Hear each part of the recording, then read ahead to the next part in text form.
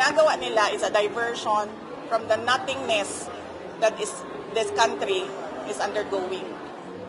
This ginagawa nila is a diversion sa kagutuman, sa kahirapan, sa taas ng presyo, at sa kawalan ng mga Pilipino. Ginagawa niyo ako diversion, gagawin ko din kung ano yung ginagawa niyo. Diba? Nung ba't na inflation rate wala. is bumababa? Talo na kayo. Wala na. Kahit na anong gagawin nyo, talo na kayo.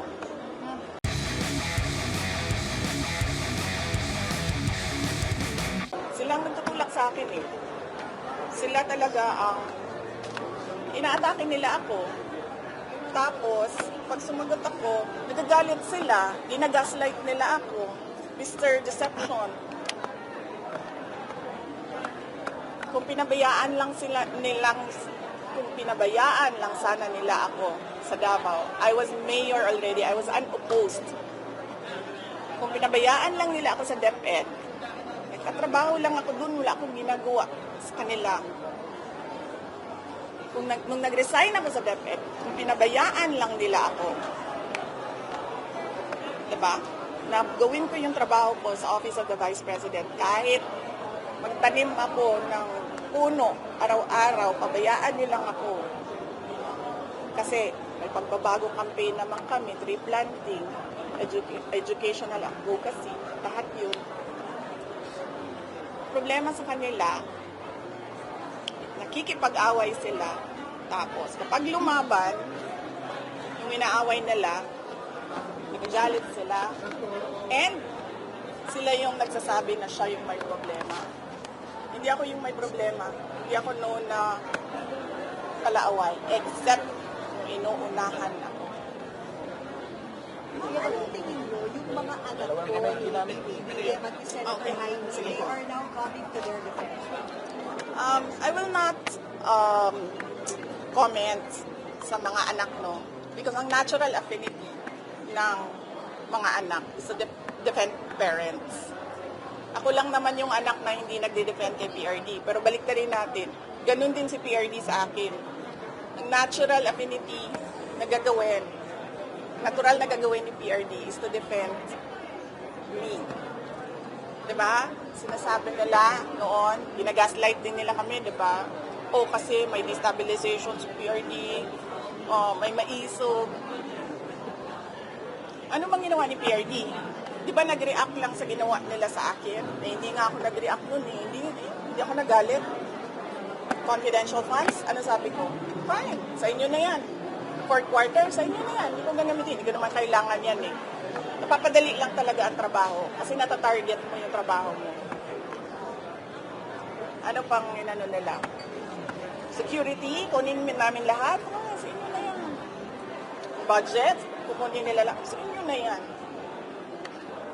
Nagalit lang naman ako noong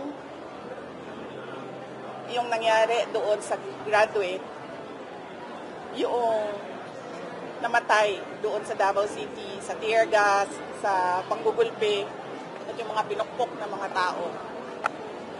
And ngayon, nagalit ako kasi sa paghabol-habol nila sa akin, yung mga kasamahan ko, hinahabol din nila, excuse ko na lang, let's give them privacy, but one is already in depression, one is already contemplating suicide, one is in the hospital, may isa hindi nakakatulog. I agree sa pagmumura ha, hindi dapat magmura kasi may mga bata naririnig, pero gago talaga yan sila. Ako, wala akong problema. Pero yung ibang mga tao dyan na hindi politiko, na hindi naman nila hinahabol, pero ginigipit nila. Ma'am, pulot-dulo How your ng pag-atake? relationship with Senator Jaime Marcos? Anong dulo na pag-atake? Politics. Politika. Ano yan? Sinabi ko sa inyo, perpetuation in power yan.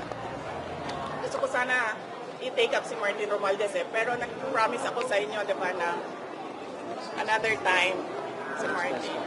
Oo, sa susunod na. Ma'am, yun nga po politika. Sabi po kasi ni Governor Matthew Manoto na pinersonal daw nyo yung dapat sana'y politika lang. I-review nyo. Ayoko na banggitin eh. Lahat ng pagmemersonal nila sa akin. Pero i-review ninyo lahat ng ginawa nila sa akin. Sila ang nauna. Kayo ang nauna. Bakit? Because of envy and jealousy. Yan lang sisira sa bansa natin eh. Ma'am, are you talking here kung isa yan parang confidential files? Hindi. Nagsimula ito pag-resign ko sa Lakas. 'Di ba? Remember?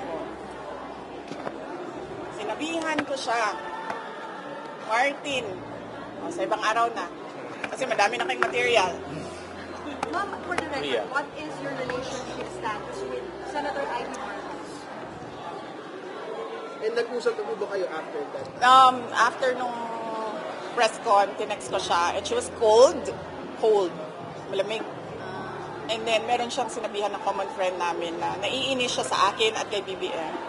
And then, sinabihan ko yung common friend namin, sabihin mo sa kanya, huwag siya mainis sa akin at kay BBM. Mainis siya kay Lisa at kay Martin. Ma'am, pero ano ba, friendship over na ba kayo ni Senator Ivy? Or ano ba, it's just a face? No, hindi ko alam. I cannot speculate on what will happen tomorrow.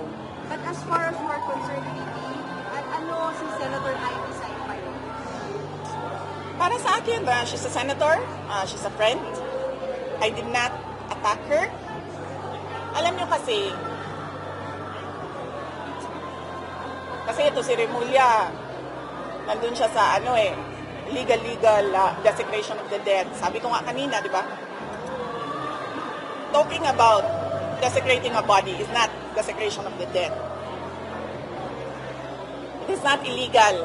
It is taboo. Tabu siya. Meron sa atin dito, ayaw ang pag-usapan ng patay. Meron sa atin dito, okay lang na pag-usapan ng patay. Diba? It's taboo for some. Ngayon, kung okay lang sa kanya, hindi okay sa akin, dapat respetuhin ko na okay lang sa kanya. Hindi ko aatakihin yung tao. Bakit ko aatakihin yun? Yung paniniwala ko, hindi naman niya paniniwala. Parang Diyos lang yan. Naniniwala ka sa Diyos, ako. Hindi. Respetuhin mo ako. Na hindi ako naniniwala. Ikaw na naniniwala sa Diyos, respetuhin din kita. Ang problem kasi dito sa kanila, when there is a person who is outspoken, who is outrageously outstanding, sinasabihan nila na weird, sinasabihan nila ng kakaiba, sinasabihan nila ng crazy, insane, lokaret. There's nothing wrong with me. I'm just different.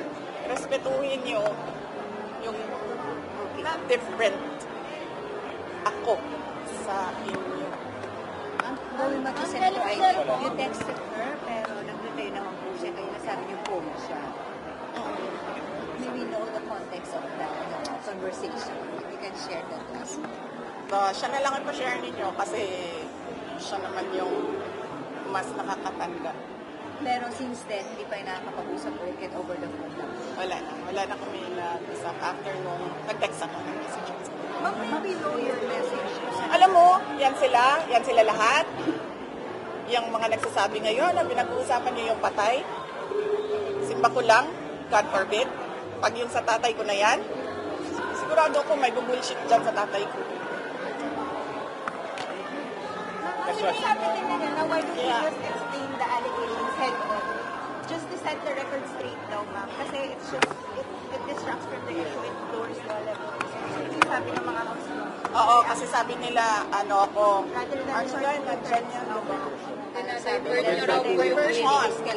Diversion, yes. Well, it's a tie.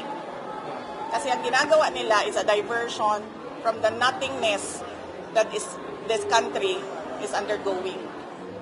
This ginagawa nila is a diversion sa kagutuman, sa kahirapan, sa taas ng presyo, at sa kawalan ng mga Pilipino.